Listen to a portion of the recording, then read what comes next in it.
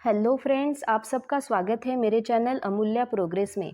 ज़्यादातर कॉलेजेस में देखा गया है कि सब्जेक्ट कोई भी हो, लेकिन टीचर्स या प्रोफेसर डिटेल में कोई भी सब्जेक्ट पढ़ाते नहीं हैं, और ख़ास करके थेरी सब्जेक्ट। ऐसे ही एक सब्जेक्ट के बारे में हम बात करेंगे, जो है मनी, बैंकिंग एंड फाइनेंस। इस सब्जेक्ट से रिलेटेड जो भी टॉपिक है वो हम आने वाले सभी वीडियोस में डिटेल में पढ़ेंगे, ताकि आगे चल के एग्ज़ाम और इंटरव्यूज़ रिलेटेड क्वेश्चन आंसरिंग के लिए आप तैयार हो सके। और ये बीकॉम, बीबीए, बीसीसीए, एमबीए सभी के लिए फ़ायदेमंद होगा। मनी, बैंकिंग एंड फाइनेंस तो सभी मतलब मनी से रिलेटेड सभी टॉपिक को कवर करता है, लेकिन सबसे पहला टॉपिक इसमें हम पढ़ेंगे वो है बार्टर सिस्टम। बार्टर सिस्टम का कंसेप्ट जानेंगे हम। तो क्या कंसेप्ट है बार्टर सिस्टम का? Barter is the direct exchange of one goods और services for another without the use of money as an intermediaries. तो इसमें बार्टर में अगर हम मेन पॉइंट आता है इसमें without the use of money as an intermediaries. अगर इसमें मनी का यूज़ हम नहीं करते तो फिर ट्रांजेक्शन सक्सेसफुल कैसे होता है? तो एग्जाम्पल लेके हम समझेंगे। यहाँ मैंने एक एग्जाम्पल लिया है। यहाँ एक वीट ट्रेडर्स है और यहाँ एक मिल्क सेलर है। वीट ट्रेडर्स को 5 लीटर मिल्क की ज़रूरत है और मिल्क सेलर को 5 केजी वीट की ज़रूरत है। तो यहाँ क्या होगा, मिल्क सेलर वीट ट्रेडर्स को 5 लीटर मिल्क एक्सचेंज कर देगा और वीट ट्रेडर मिल्क सेलर को 5 केजी वीट एक्सचेंज कर देगा, और इसमें मनी का यूज़ नहीं होगा। ऐसे ये ट्रांजेक्शन सक्सेसफुल होगा without the use of money as an intermediary. मतलब हम यहाँ वस्तु के बदले में वस्तु और सर्विसेज के बदले में सर्विस एक्सचेंज कर सकते हैं without the use of money as an intermediaries. अभी ये हो गया इसका कंसेप्ट। अभी देखते हैं बार्टर के हम नेचर्स क्या क्या हो सकते हैं। जैसे कि हमने पहले देखा है, barter system is direct exchange of goods and services. ये गुड्स को दूसरे गुड्स के बदले में एक्सचेंज करता है, एक सर्विसेज को दूसरे सर्विसेज के बदले में एक्सचेंज करता है without the use of money. ये हो गया इसका पहला कंसेप्ट। अभी दूसरे कंसेप्ट पे आते हैं। दूसरा कंसेप्ट है it requires the double coincidence of wants. मतलब दोनों को एक दूसरे के चीज़ों की ज़रूरत होना इसमें आवश्यक है, तभी ये ट्रांजेक्शन सक्सेसफुल हो सकता है। तीसरा नेचर आता है इसमें eliminate the use of money. जैसे कि हमने देखा है कि एग्जाम्पल में देखा है कि किसी भी तरह के मनी का इसमें यूज़ नहीं किया है, डायरेक्टली हमने वस्तु या सेवा एक्सचेंज की है। ये हो गया तीसरा नेचर। अभी चौथे नेचर पे आते हैं। चौथा नेचर इसका है कि ये generally flourishes among uncivilized and backward communities. ये कहाँ फ्लरिश होता है, इसका विकास कहाँ होता है? Uncivilised and backward. ऐसे एरिया में इसका विकास ज़्यादा होता है क्योंकि वहाँ पैसों की कमी होती है। तो वो लोग क्या करते हैं, गुड्स के बदले में गुड्स और सर्विसेज के बदले में सर्विस एक्सचेंज करके अपना काम चला लेते हैं, मनी का यूज़ नहीं करते ज़्यादातर। ये हो गया इसका चौथा नेचर्स। अभी आते हैं हम पांचवें नेचर पे। Possible only if the wants of member of a community are very limited. जहाँ के पब्लिक की मेंबर्स की वांट्स या नीड्स कम होती है, वहाँ ये ज़्यादा काम करता है। जैसे कि हमने पिछले वाले पॉइंट में देखा है, अनसिविलाइज्ड एंड बैकवर्ड कम्युनिटीज़ में ये ज़्यादा वर्क करता है। अभी छठा आता है इसमें, ये बैलेंस ऑफ पेमेंट मेंटेन करने के लिए ज़्यादा काम आता है। It is generally used in a modern foreign trade because of having good impact of balance of payment and trading countries. ये हो गए इसके नेचर्स। अभी देखते हैं बार्टर्स के टाइप्स। बार्टर के टाइप्स कौन से होते हैं? अभी देखते हैं पहला टाइप इसमें डायरेक्ट बार्टर। अभी डायरेक्ट बार्टर मतलब अपना बार्टर ट्रांजेक्शन, जो मैंने एक एग्जांपल लेके आप सबको समझाया है। यहाँ भी दिया है जैसे wheat traders and milk seller का करके, wheat traders and milk seller का करके, जो मैंने एग्जांपल बार्टर में आपको समझाया था। अभी है दूसरा वाला इसमें टाइप इनडायरेक्ट बार्टर। अभी इनडायरेक्ट बार्टर में क्या होता है, एक कमोडिटी ट्रेडर्स दूसरे कमोडिटी ट्रेडर्स के साथ ट्रांजेक्शन तो करता है, लेकिन वो खुद उससे जाके मिलता नहीं है, तो फिर वो क्या करता है, एक एजेंट को हायर करता है और उसको कुछ अमाउंट परसेंट ऑफ फीस उसको पे करता है उसका ट्रांजेक्शन करवाने के, दोनों का ट्रांजेक्शन करवाने के लिए।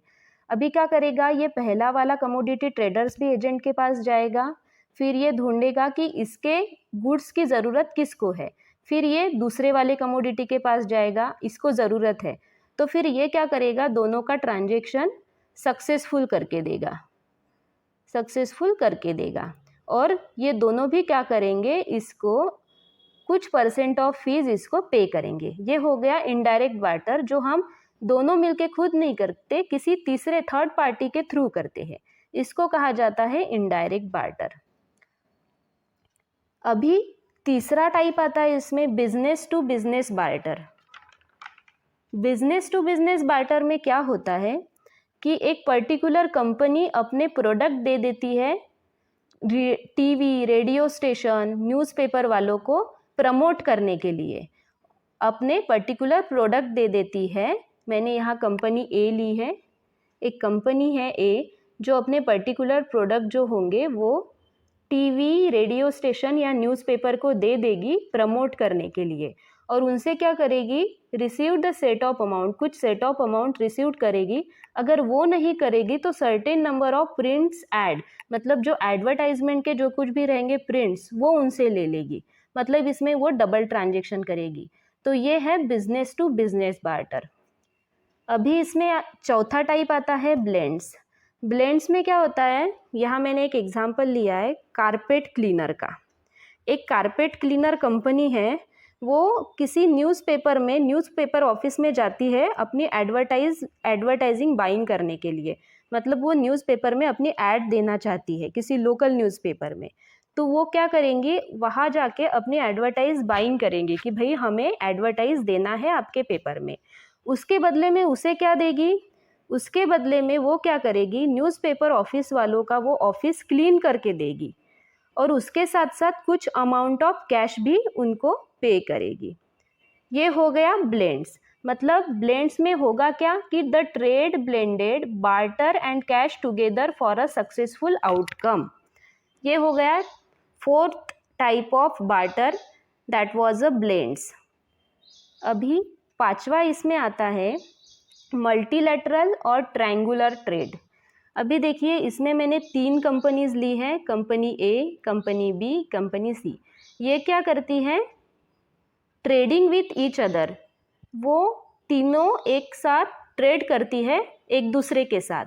लेकिन ज़्यादातर यहाँ देखा गया है कि 2 ही कंपनी का ट्रांजेक्शन सक्सेसफुल होता है, तीसरे का नहीं होता, तो वो ज़्यादातर ट्रायंगुलर ट्रेड यूज़ नहीं किया जाता।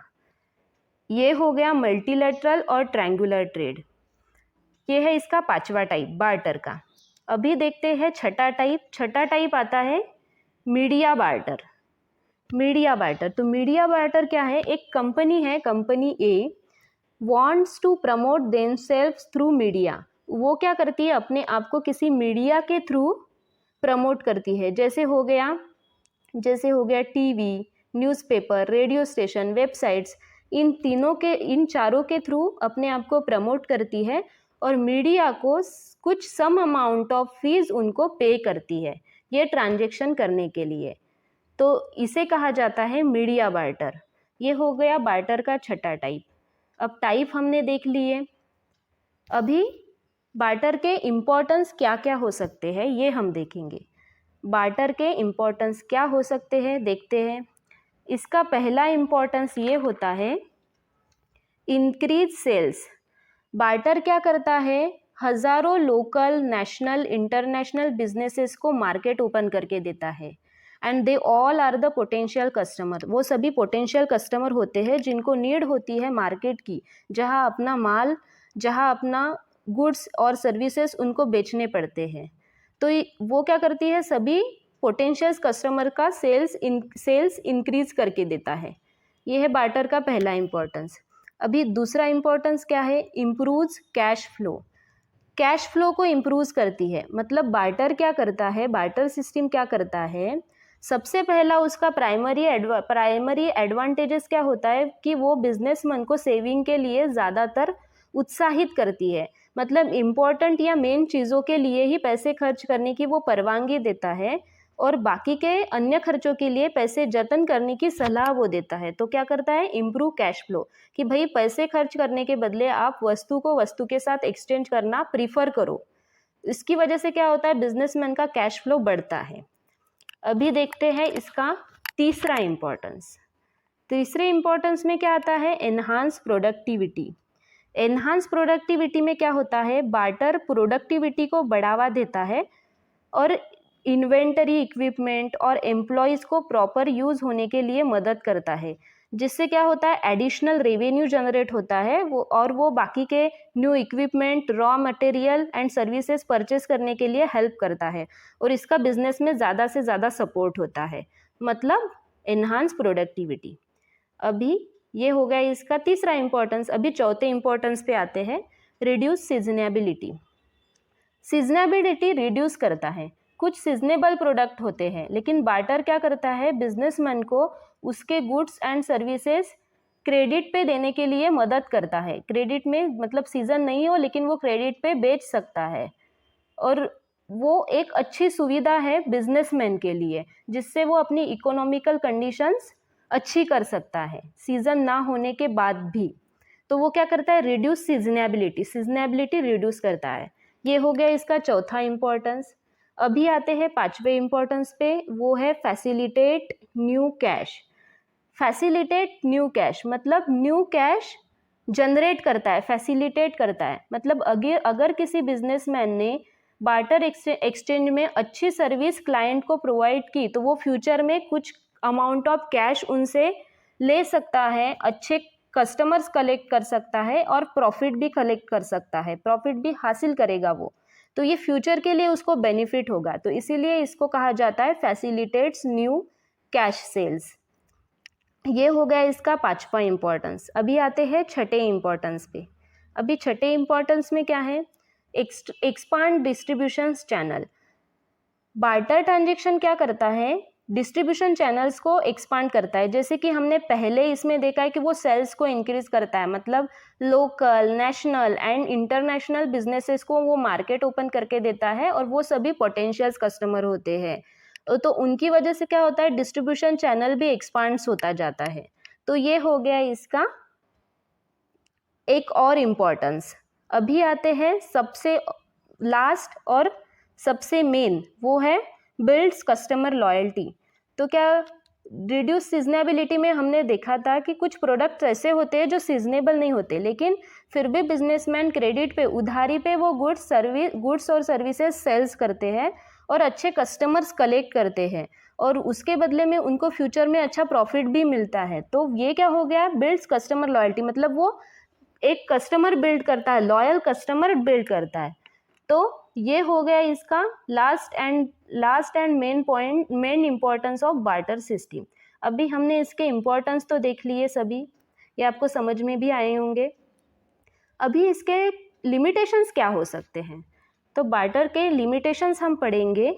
वो है, पहला लिमिटेशन है उसका डबल कोइंसिडेंस ऑफ वांट्स। ये हमने पहले देखा था कि डबल कोइंसिडेंस ऑफ वांट्स होना इसमें ज़रूरी है।